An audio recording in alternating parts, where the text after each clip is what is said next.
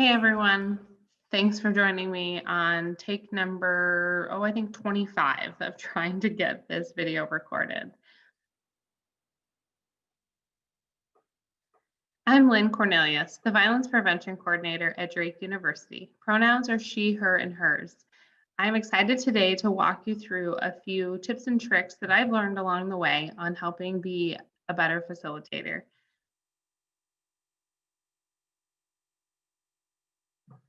We'll go ahead and get started with the goals of MVP. The first one is raising awareness. We want to allow students the chance to see that these are everyday issues that are coming up in their lives, and giving them the opportunity to know and to understand that they can have power in these situations and helping create change. And so raising awareness that these aren't just situations that are happening, on TV or in other people's lives, but that there's an opportunity for change every day. We also want to challenge thinking. A lot of the scenarios we talk about are harmful situations that have been normalized to be okay or acceptable. And so we want to allow the opportunity for seeing these scenarios in a different perspective. I think about my own thinking that's been challenged is doing MVP. There's a lot of agreements or disagrees that I maybe would have agreed with when I very first started having these conversations. And now, because of listening to other people's perspectives and gaining a better understanding of how these scenarios affect other people, I would find myself in more of the unsure or even disagree in some of those situations. So it's just a cool opportunity through MVP to be able to challenge that thinking in such a safe and non-judgmental way. Open dialogue. So those new perspectives come from having a space that's free for engagement. We want every student to feel like their voice is going to be heard and that they can share their opinions freely and safely. And then inspiring leadership is the last one here. And inspiring leadership is about allowing folks to take the stuff that they learn and go out and use it in their real lives. So we want them to show up, get this information, and then take it out and use it in other ways. So our first trick or tip that we're going to talk about is listening to understand. Too often we try to listen to respond, and that leaves us looking like our opinions are the ones that matter or that we have the right answers. And in MVP, we're not looking to have the right answers. We're looking to see what the group understands. And so we really want to take time to dig in and listen to what they're saying. I've shared some phrases here that you can use to clarify some situations or to allow others more opportunity to speak about what they think on certain things. And so saying things like, what I hear you saying is, it's hard to know when to intervene, or tell us more about how that situation made you feel. Even saying, what do you mean when you say intoxication, right? All of those things allow the opportunity for the participants to either clarify their statements or to give us a deeper understanding of where they're coming from. Next up is open-ended question. This one's really hard and it takes a little bit of practice. It's real easy for us to ask the group, do bystanders have power? Which is a yes or no question. And so when they say yes, the conversation kind of comes to an end. So working on, if you're using yes or no questions, following up with an open-ended question. So do bystanders have power? Tell me more about why you believe bystanders have power. Or saying things like, tell us more about what you think on that idea. Just having the group be able to be open and have the dialogue is the really important thing. When we're doing all of the talking when it comes to MVP sessions, then we're getting it wrong. Our job as facilitators is to keep the room discussing. Redirection is another really good skill to utilize when facilitating MVP. So one thing we want to be really careful of is sharing our opinions. And so if we are really strongly sharing our opinions or stating how we feel about something within the group, we're going to shut down their conversation because Students inevitably think that there's a right answer to these questions. And so when we're sharing with them what we think, and we're kind of the authority in the room, they believe that that answer is the correct one. And so a good way to refrain from sharing your opinion if somebody asks a question or if there's kind of some conversation in the room that you are feeling like you need to share, um, shooting that idea or that question back to the group. So saying, would anyone like to answer this question? Or what do the rest of you think?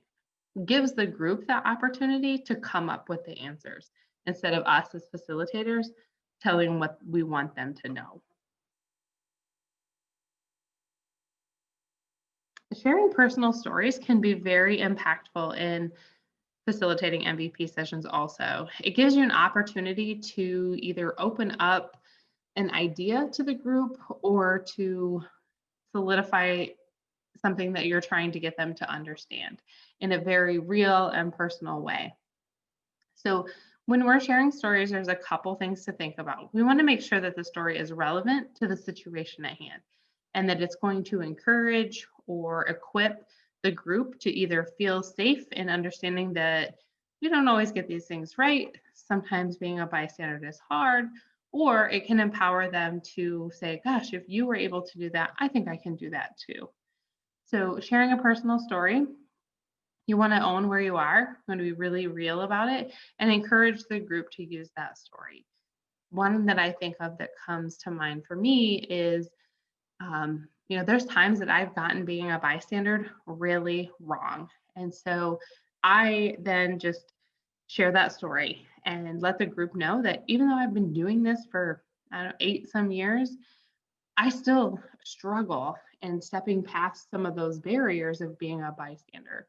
And so when you share a personal story, it helps the group feel comfortable and they see you more as a confidant than an authoritarian figure in the room.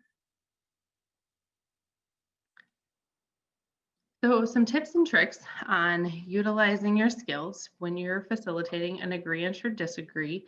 And these can get tricky sometimes, especially if you have somebody on one side of the, one person on one side of the room and the whole group on the other, or it's just very imbalanced. So one of the reminders is to let the group know that there is no right or wrong answer, that the agreement or disagree is created to have a conversation, that everybody gets to own their opinion and that we're not going to attack people for that opinion. We're just going to allow folks to be where they are. Another tip is to start with the unsure group. This allows a little bit of ease in the conversation because generally the unsure group is going to share opinions from both the agree and the disagree side. That kind of warms the room up to being able to say, oh, okay, if I agree with this, and not many people do, but some of the unsures kind of get where I'm coming from, the group that is on the side of the minority in the situation is going to see that some people will understand what they're saying. And so starting with the unsure group is a really good option. My next tip would be to go with the smaller group next. So you have your group of unsures, and let's say your agree group has 1 or 2 people and your disagree group has 6 or 8 people, or however the dynamic is. I would go with a smaller group so that they can have a voice and be able to share their opinions without knowing that they're fully outnumbered by the rest of the group. And so giving them an opportunity to go directly after the unsure is going to help them feel a little more safer in sharing their opinion.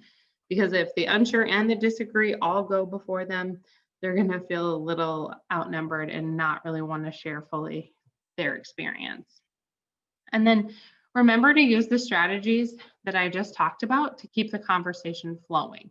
So if somebody shares their idea and you're kind of unclear about it, you can say, well, tell me more about that. Or how many others of you in this space feel the same way or can relate to the story that they just shared?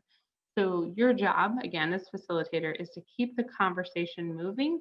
You want to throw some of those questions back in there out to the group. When it comes to sharing scenarios or facilitating scenarios, it's really important to engage the group in those scenarios. So having them read it out loud, read the train of thought, get them to kind of buy into where the group's going next.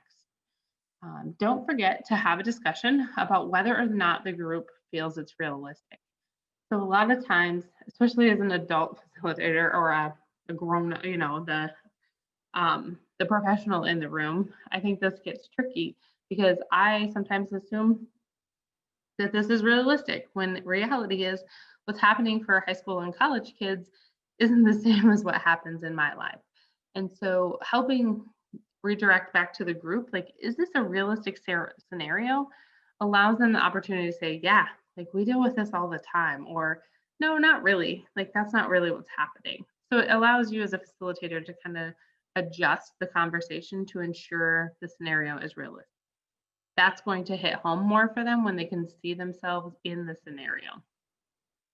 Share a personal story, or as the group member, or have the group member share one. So you can either, talk about a time that you had been in a similar situation, or you can ask the group, is there anybody in the group who's been in a similar situation and would be willing to share? And again, utilizing the different strategies for the group to share their intervention ideas. And so I broke this down a little bit more. So when it comes to, so you've read the scenario, you've done the train of thought, you've talked about, is this realistic, and maybe some of the barriers or things like that, then there's a couple different ways that you can take advantage of the room to be able to share out conversations. And so the first one is breaking up the room into small groups. So a lot of times, if there's kind of clusters of students around the room, I'll just pair them up and say, okay, you all have, distract, and you folks over here have after the fact or next day, and the friends over here, you guys are going to use allies. And so having the room discuss the intervention techniques like as small groups, that way they can talk with each other and then share out to the large group. Another one is to assign an intervention technique to each group, like I was just kind of explaining, and then saying, okay, I want you to not just discuss the interventions that you might use, but what are some of the possible barriers and outcomes? So what are the things that are going to stop people from intervening or make them pause? And then how could this situation end up being resolved? So how could the situation come out on the other end? And so those are a couple. And then another one is, if we have a smaller group or even a big group, you can have them think, pair, share. So think for a minute, what would you do? And then have them share with the people or person next to them, and then have them share out to the group. And so a lot of times this prepares students to be able to get their thoughts together, share it in a smaller, safer space, and then share it with the group. So all of these just kind of keep the scenario conversations fresh, so you're not just doing the same thing over and over.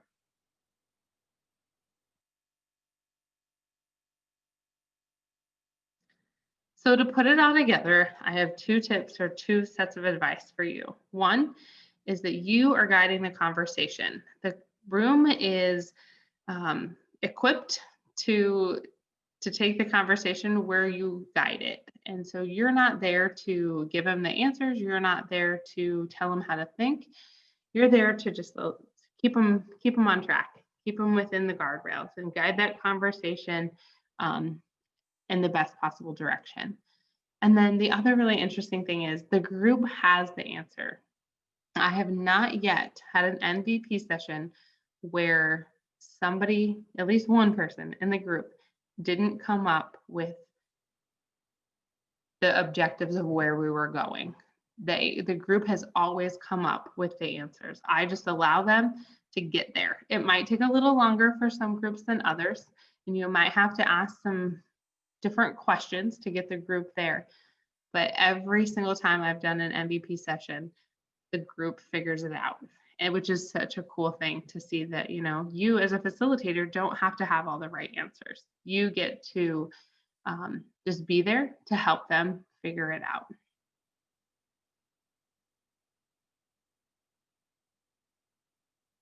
So I'm hopeful that those tips were helpful and will set you on a path to being continuous, amazing facilitators for MVP sessions. If you have any troubles and need assistance, always feel free to reach out.